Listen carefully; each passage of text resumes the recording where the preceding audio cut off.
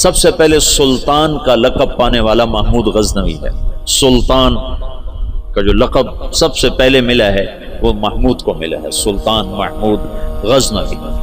اس کا باپ غلام تھا، غلام سبکتگین غلام تھا.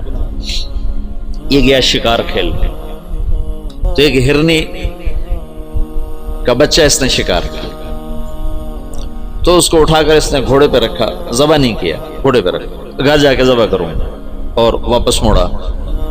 ایسے اس کے پیچھے نظر پڑی تو اس نے دیکھا وہ اس بچے کی ماں اس کے پیچھے آ رہی تھی.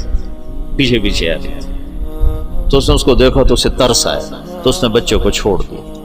تو بچہ جا کے ماں سے جو ملا تو ہرنی نے تشکرانہ یوں سبکتگین کے آگے یوں سر جھکایا کہ تیری بڑی مہربانی. رات کو سبکتگین نے خواب دیکھا کہ تو نے مخلوق پہ رحم کیا، اس کے سلے میں اللہ نے تیری اولاد کے لیے بادشاہی کا فیصلہ کر دیا. تو سبکتگین نوکر سے ایک صوبے کا گورنر بنا، اور محمود غزنوی آدھی سے زیادہ دنیا کا بادشاہ بنا. اور غزنی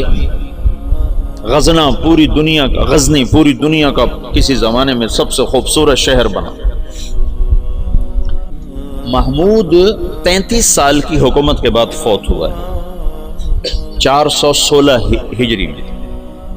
1974 میں غزنی میں زلزلہ آیا اور محمود کا مزار بھی ٹوٹ گیا، قبر بھی پھٹ گئی. ظاہر شاہ کا مرحوم کا زمانہ تھا، تو اس نے قبر کو دوبارہ اور گنبد کو، مزار کو دوبارہ بنوانے کا حکم دیا. تو انہیں ساری قبر کھول دی، ساری قبر کھودی تو اندر کچھ بھی نہیں تھا. تو ان کو جستجو ہوئی تو انہوں نے تھوڑا سا اور کھدائی کی، تو پھر نیچے سے ایک اور وہ لحد نکل آئی. وہ جو اس لحد میں اس کا تابوت پڑا ہوا تھا، لکڑی کا تابوت صحیح سلامت، جیسے کوئی ابھی رکھ کر گیا. اور اس کو اس وقت قبر میں گئے ہوئے 1000 برس ہو چکے ہیں، 1000 برس. وہ لکڑی سلامت ہے. تو ان کو جستجو ہوئی، جب لکڑی سلامت ہے تو اندر پتہ نہیں کیا ہوگا. تو ایک فرانسیسی انجینئر تھا، وہ کھول رہا، تو اس نے پیچ کھول کے جب ڈھکن اٹھایا تو بے ہوش ہو کے پیچھے گرا، یوں گرا. تو پیچھے جو مسلمان تھے انہوں نے آگے دیکھا تو محمود اپنے تابوت میں ایسے پڑا تھا جیسے ابھی سویا، اور اس کا سیدھا ہاتھ سینے پر تھا یہاں، اور اس کا کفن یہاں تک ہٹا ہوا تھا، آدھا سینہ اس کا ننگا تھا اور سینے پر ہاتھ تھا، اور ایسے سویا تھا جیسے ابھی کوئی اس کو سلا کر گیا. تو انہیں ہاتھ کو اٹھا کر دیکھا تو نرم گوداز. تو پھر اس کو رکھا، بند کیا، وہاں دوبارہ اس کو دفن کیا. میرے محبوب صلی اللہ علیہ وسلم ایسی زندگی لائے ہیں کہ مسجد کا امام نہیں، 3 بر اعظم کا بادشاہ بھی مرنے کے بعد ایسے اعزاز پا سکتا. شہید بھی نہیں ہے، تبھی موت مرا ہے.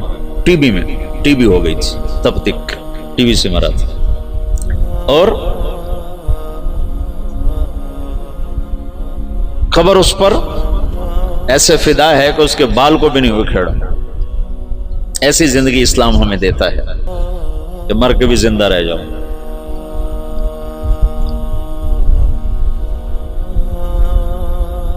تو شہاب الدین غوری پھر پہلا بادشاہ ہے جس نے باقاعدہ، محمود کی مثال ہے جیسے کسی نے ہل چلا کر زمین برابر کر دی. اس کے پاس ایک شخص آیا کہ حضرت کا سلطان، میں بہت مظلوم ہوں. کیا ہے؟ کہ تمہارا بھانجا تیسرے چوتھے روز میرے گھر آتا ہے، میری بیوی کے ساتھ برا کرتا ہے، مجھے گھر سے نکال دیتا ہے، میری تجھ تک پہنچ بڑی مشکل سے ہوئی.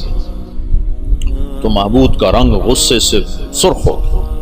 اس نے کہا آئندہ جب ایسا واقعہ ہو فوراً میرے پاس آ. اور درباریوں سے کہا یہ شخص جب پہنچے، میں سو بھی رہا ہوں تو مجھے اٹھایا جائے. تیسری رات وہ آیا، تیسری رات بھاگتا ہوا. تو سلطان اس کے ساتھ اٹھا اور اس کے گھر پہنچا، اور اندر جاتے اس نے پہلے چراغ بجھایا، پھر ایک وار کر کے اس کا سر اتارا، پھر ساتھ ہی وہ زمین پہ گر کے کہنے لگا ویحک اسقِ، تیرا بھلا ہو جلدی سے پانی لا. تو بھاگ کے گیا، پانی لایا، پانی پہ کہنے لگا چراغ جلاؤ. چراغ جلایا تو مقتول کو دیکھ کر اس نے کہا الحمدللہ.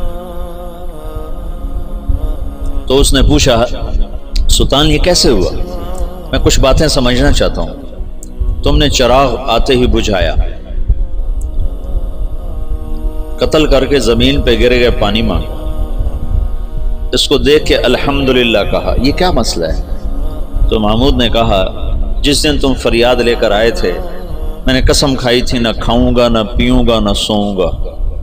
میں 3 دن سے بھوکا بھی ہوں، پیاسا بھی اور جاگا بھی ہوں کہ جب تک تیری مدد نہ کر لوں میرے اوپر کھانا پینا سونا حرام ہے۔